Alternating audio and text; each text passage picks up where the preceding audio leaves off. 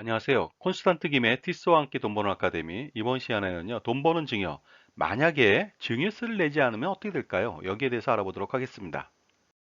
증여세를 내지 않고 평생 숨어 산다. 그러면은 평생 증여세를 내지 않아도 될까요? 여기에 대한 질문은요, 바로 탈영하면 어떻게 될까요? 하는 것과 동일한 내용이 되겠습니다. 군대에서 탈영하면요, 공소시효가 10년입니다. 10년 동안 잘 버티면 근데 어떻습니까? 그 벌이 없어질까요? 그렇지 않습니다. 각군 참모총장이요. 10년이 되기 전에 지나기 전에 바로 그 복귀 명령을 하달합니다. 그래서 복귀 명령을 거절하는 경우에는 어떻습니까? 명령 위반죄가 되죠. 복귀 명령은 5년이 또 공소시효입니다. 따라서 5년이 지나기 전에 계속적으로 발효하게 되겠죠. 따라서 어떻습니까? 탈영을 하게 된다면 꽤 오랜 기간 동안에 그 벌을 피할 수가 없습니다. 그런데 요즘은 보니까 그 군대에 복무할 수 있는 나이가 만 40세라고 하더라고요.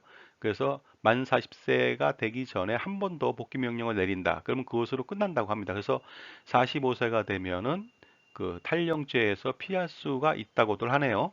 그거랑 비슷합니다. 증여세도 내지 않는다면요. 아무 일 없이 부가제적 기간이 지난다면은 증여세를 안 내도 됩니다. 부가제적 기간이라고 하는 것은요. 세금을 부과할 수 있는 기간입니다. 그 기간을 피한다면은 모면한다면 충분히 증여세를 내지 않을 수도 있습니다. 생활 속에서 증여세를 내지 않는 유형을 좀 알아보도록 하겠습니다. 첫 번째는요, 현금을 증여하는 것입니다. 현금을 증여할 경우에는 어떻습니까? 근거가 남지 않는다는 거죠. 계좌 이체를 하면 근거가 남습니다만은 현금을 증여하면은 현물 증여이기 때문에 근거가 남지 않아서 신고를 하지 않는 경우가 있습니다.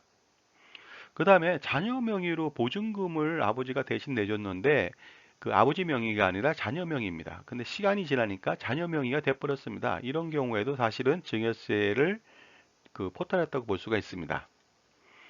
그 다음에 자녀가 가지고 있는 채무를 부모님이 대신 갚아줬다. 그래서 대납하고 변제했다. 이것도 사실은 증여세 대상이죠. 그 다음에 생활비를 지속적으로 지원했다. 문제는요, 자녀가 그 소득과 재산이 있음에도 불구하고 생활비를 준다는 것은요, 증여에 해당됩니다. 결혼 축의금에 대해서 과도하게 부모님을 위해서 그 낸 축의금마저도 준다. 이것은 증여에 해당됩니다.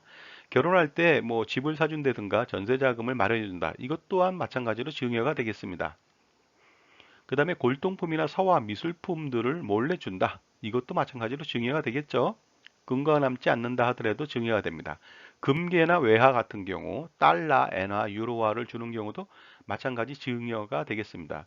가끔 이런 뉴스 접하게 되죠. 국내에도 5만 원권 고액권 유통이 잘 안 되더라. 그것이 무엇을 뜻하는 것이 될까요? 현금을 쟁여 놓고 나서 나중에 현금을 비자금 내지는 아니면은 증여 자금으로 쓰려고 하는 것인지도 모르겠습니다. 그리고요, 부모님 카드를 줘서 그것으로 생활비를 쓰고, 그 다음에 생활자금을 빼서라. 이런 것 또한 증여가 되겠습니다. 그리고요, 부모님이 자녀 명의의 계좌를 만들고 돈을 넣어줬다. 시간이 지났다. 그래서 자녀 명의가 됐다. 이거 마찬가지로 차명 계좌로 증여가 되겠습니다. 이렇게 살아가면서 암암리에 증여한 것을 신고하지 않는다. 어떻게 될까요? 우선 국세 부과 제척 기간에 대해서 알아보도록 하겠습니다. 국세를 부과할 수 있는 가능한 기간을 말하는 거거든요. 그 기간이 지나면 부과할 수 없다는 뜻이 되겠습니다. 일반적인 사안이라면은 5년이 지나면은 더 이상 세금을 증거할 수 없습니다. 역외 거래, 그러니까 해외에서의 거래라면 7년이고요.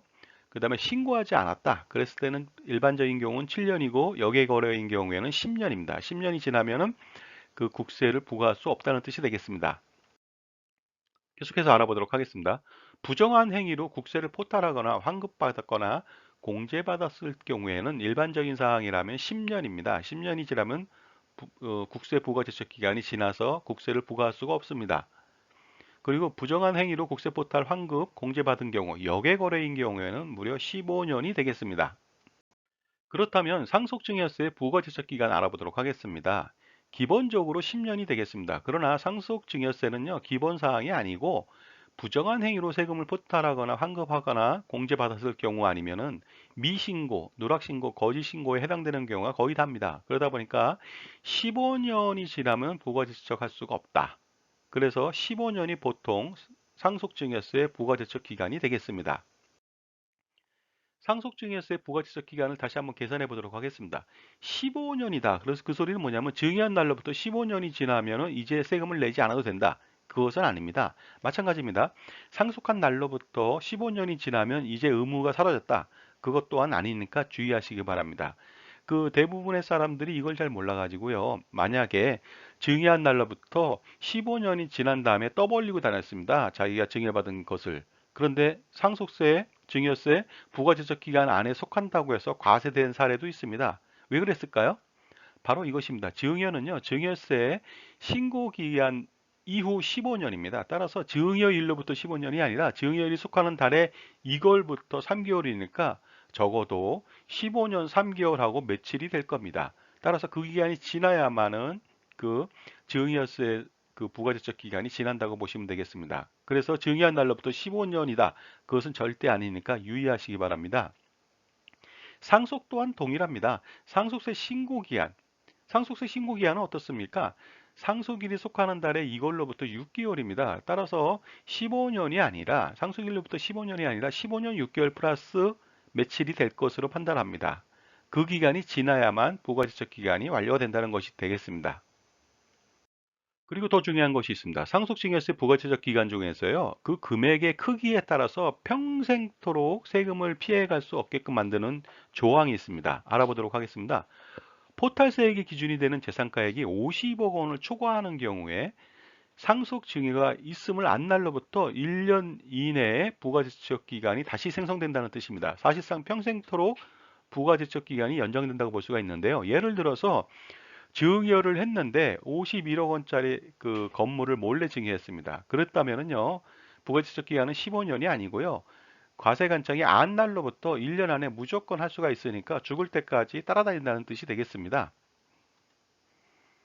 그런데 이제 상속인이나 증여자 및 수증자가 사망한 경우에는 이것은 제외가 됩니다. 왜냐하면 사망을 한다면 다시 또 상속세를 부과하기 때문에 그런 것 같습니다. 그리고요, 상속세 사후 관리도 아주 강하게 하고 있죠. 예를 들어서 상속재산이 30억 원 이상이다. 그러면 상속세 신고 이후에 5년 이내에 다시 한번 더 조사합니다. 재산 변동 내역을 조사하죠. 그래서 숨겨놓은 재산이 있어서 재산이 늘어났는지 확인한다는 뜻이 되겠습니다. 따라서 그 재산을 많이 남겨놨는데 현금을 많이 남겨놓은 경우가 있습니다. 그런 경우에 신고도 못하고 그 돈을 어떻습니까? 다 내놓고 사용할 수가 없습니다. 그 돈으로 예를 들어서 상속세도 못 내고 그 다음에 부동산도 살 수가 없죠. 단지 그냥 생활비만 좀 쓸 수 있는데 만약에 부동산을 샀다. 그렇게 된다면 바로 재산 변동 내역을 조사해서 다시 상속세를 부과할 수 있다는 뜻이 되겠습니다. 자, 세금을 내지 않고 부가지적 기간 내에 걸렸다면요, 당연히 가산세가 붙습니다. 고의적으로 신고 위반을 했다. 그러면 무려 40%의 가산세가 붙는다. 원래 내야 되는 그 세금, 숨겨놓은 재산 있죠? 만약에 그 재산에 대해서 상속증여세가 1억 원이더라. 그러면 40%, 4천만 원을 추가로 더 내야 된다는 뜻이 되겠습니다. 그러면 1억 4천을 일단 내야 되겠죠? 단순 무신고일 때는 20%를 더 내고요. 그 다음에 단순 과소신고인 경우에는 잘 모르고 했다는 거죠. 그럴 때 10%가 되겠습니다. 가산세만 붙는 것이 아니고요. 납부지연 가산세도 또 붙습니다. 납부지연 가산세율은요, 미납세액이 예를 들어서 뭐 1억 원이다. 그러면 하루에 0.025%, 그 다음에 납부지연 일수를 곱하면 되겠습니다. 1년으로 환산하면 연 9.125%가 되겠습니다. 그런데 3년 동안 내지 않았다. 그러면 거의 뭐 30%에 달하는 납부지연 가산세를 물어야 되고요. 뭐 15년이더라. 그러면 엄청나죠?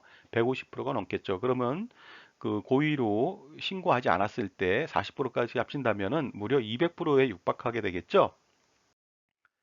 자, 그래서 혹시라도 신고하지 않았다. 그러면 신고 기한 지난 후에도 신고할 수는 있습니다. 그렇게 된다면 감면을 받을 수가 있거든요. 감면율 알아보도록 하겠습니다. 법정 신고 기한 경과 후 1개월 이내다. 그러면 50%를 감면받을 수 있고요. 그 다음에 1개월 초과 3개월 이내는 30%, 그 다음에 3개월 초과 6개월 이내는 20%인데 법정 신고 기한 경과 후, 예를 들어서 증여는 3개월 지나고 그 다음에 상속은 6개월이 지났을 때는 당연히 그 이후에 그 신고를 한다 하더라도 감면은 되지 않고 바로 무신고 가산세하고 납부지연 가산세를 물어야 됩니다. 자, 따라서 상속증여세를 피하고 안 낼 수는 없는 것 같습니다. 그리고요, 일단 내야 됩니다. 내는 이유는 그렇죠. 왜냐하면은 우리나라에 PCI 시스템이라는 게 있습니다. 소득하고 지출 프로그램인데요. 그것을 분석을 합니다. 예를 들어서 소득이 1억 원인데 지출은 2억 원이더라. 근데 재산 변동은 3억 원이 늘었더라. 그러면 당연히 어떻습니까? 숨겨놓은 재산이 있다거나 아니면 소득을 탈루했다고 볼 수가 있겠죠. 그러다 보니까 이런 경우에는 또다시 상속증여세를 또 맞게 된다는 것이 되겠습니다. 따라서 탈세보단 절세를 하고요. 그 다음에 실질적으로 증여세나 상속세를 내고서 자녀나 상속인들한테 소득 출처를 만들어주는 것이 훨씬 더 사회생활할 때 도움이 될 것으로 판단합니다. 자, 지금까지요. 증여를 하고도 증여세를 내지 않았을 때 과연 피해갈 수 있을까? 여기에 대해서 알아봤습니다. 감사합니다.